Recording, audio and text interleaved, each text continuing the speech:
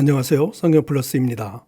오늘은 요한계시록 12장과 13장에 나오는 사탄의 삼위일체에 대하여 알아보겠습니다. 이 말씀은 단지 미래에 일어날 일에 대한 예언이 아닙니다. 지금도 역사 속에서 계속되고 있는 영적 실체에 대한 계시입니다. 우리는 이 말씀을 통해서 사탄이 어떻게 하나님을 모방하며 세상을 속이고 있는지 그 사탄의 전략을 알 수가 있습니다. 우리들은 그 영적 실체를 알아야 사탄과의 전쟁에서 이길 수가 있습니다. 기독교는 삼위일체의 하나님을 믿고 있습니다. 곧 성부 하나님, 성자 예수 그리스도, 성령 하나님을 믿습니다. 하나님은 세 분이지만 사랑으로서 한 하나님으로 존재하시는 분이십니다.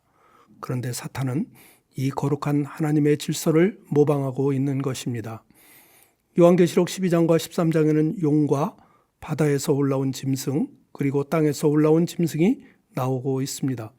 이들은 각각 사탄, 적그리스도, 거짓 선지자를 상징합니다. 사탄은 하나님의 삼위일체의 구조를 흉내내어 세상을 미혹하고 있는 것입니다. 이 사탄의 삼위일체의 구조는 단지 신학적 개념이 아니라 실제 역사와 현실 속에서 성도들을 향한 영적 공격의 실체인 것입니다. 요한계시록 12장에는 하늘에서 미가엘과 그의 천사들이 용과 그의 사자들과 싸우는 장면이 나옵니다. 그리고 그 전쟁의 결과로 그 용은 패배하여 하늘에서 쫓겨나게 됩니다. 여기에서 용은 옛뱀, 마귀, 사탄으로 불리며 창세기 3장에서 하와를 유혹했던 그 뱀을 가리키고 있습니다. 그는 하늘에서 쫓겨난 후에 땅으로 내려와 여자의 후손, 즉 예수 그리스도와 그를 따르는 성도들을 향하여 분노로 공격을 합니다. 이 용은 단순히 상징이 아니라 실제로 역사 속에서 하나님의 뜻을 방해하고 성도들을 넘어뜨리려는 사탄의 존재인 것입니다. 요한계시록 13장에서 사탄은 바다에서 짐승을 불러냅니다.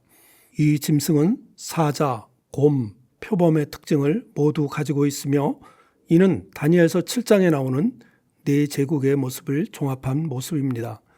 이 짐승은 당시 로마 제국을 대표하고 있으며 그 뒤에는 사탄의 권세가 있음을 보여주고 있습니다.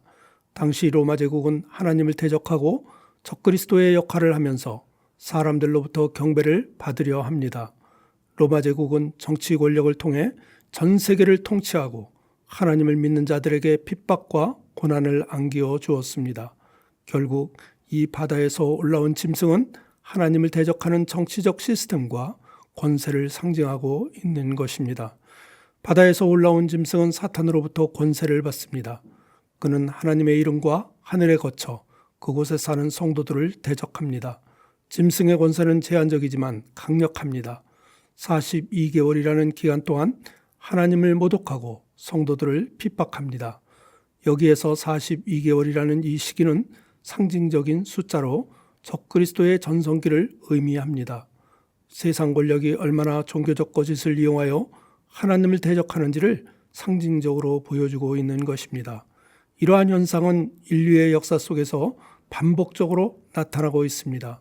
그리고 오늘날에도 이러한 권세는 다양한 형태로 존재하고 있습니다. 요한계시록 13장에는 땅에서 올라온 또 다른 짐승이 나옵니다. 그 짐승은 외형적으로는 어린 양과 같지만 말하는 것은 용과 같다고 합니다. 이 말씀은 그가 외형적으로는 신앙의 모습, 즉 겸손하고 거룩해 보이지만 실상은 사탄의 사상을 전파하는 존재라는 뜻입니다. 그는 종교적 기만을 통해 세상 사람들을 미혹하고 바다에서 올라온 짐승, 즉 적그리스도를 섬기게 만듭니다. 이 짐승은 단지 과거의 이단이 아니라 오늘날에도 활동하고 있는 거짓 선지자들을 상징하고 있습니다. 거짓 선지자는 놀라운 이적을 행하기도 합니다. 불을 하늘에서 내려오게 하며 사람들을 미혹합니다.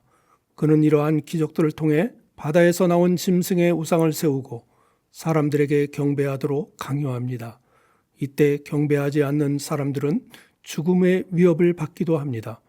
이는 거짓 종교가 권력과 결탁할 때 얼마나 위험한지를 보여주는 말씀입니다.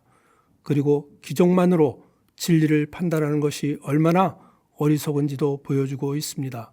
기적이 진리의 증거가 될 수는 없다는 사실입니다.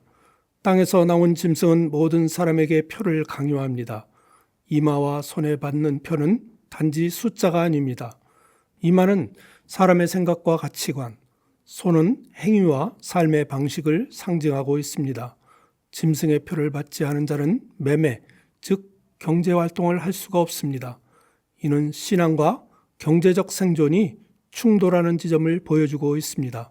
오늘날에도 돈과 권력 앞에 굴복하지 않으면 살아가기 힘든 세상의 구조 속에서 성도들은 어떻게 살아가야 할지를 고민해야 함을 보여주는 말씀입니다. 666이라는 숫자는 고대 문화에서 사람의 이름을 숫자로 바꾸는 관례를 따른 것으로 네로 황제를 가리키는 것으로 해석하고 있습니다. 그러나 666은 단지 역사적 인물을 넘어서 그 숫자는 불완전함의 상징이기도 합니다. 성경에서 7은 완전함, 하나님의 수를 의미하는 반면 6은 인간의 수, 불완전함을 나타냅니다. 666은 이러한 불완전함이 반복되는 상태를 뜻하며 거짓 삼위일체의 실체를 상징하고 있습니다. 겉으로는 완전한 것처럼 보이지만 실상은 거짓인 사탄의 실체를 드러내고 있는 것입니다. 1세기 당시 아시아 지역은 로마 제국과 긴밀한 관계를 맺고 있었습니다. 많은 도시들이 황제 숭배를 장려하고 경쟁적으로 황제 신전을 세우는 데 열을 올렸습니다. 이는 단지 정치적 관계가 아니라 종교적 강요로 이어졌습니다. 로마의 완심을 사기 위해서 황제의 경배를 조건으로 길드, 즉 상인조합에 가입하게 하였고, 이를 거부한 성도들은 매매를 금지당하고 박해를 받았습니다. 이러한 역사적인 배경은 요한계시록의 메시지를 더욱더 생생하게 이해하는 데 도움이 되고 있습니다. 오늘날의 666은 더 이상 단지 숫자가 아닙니다.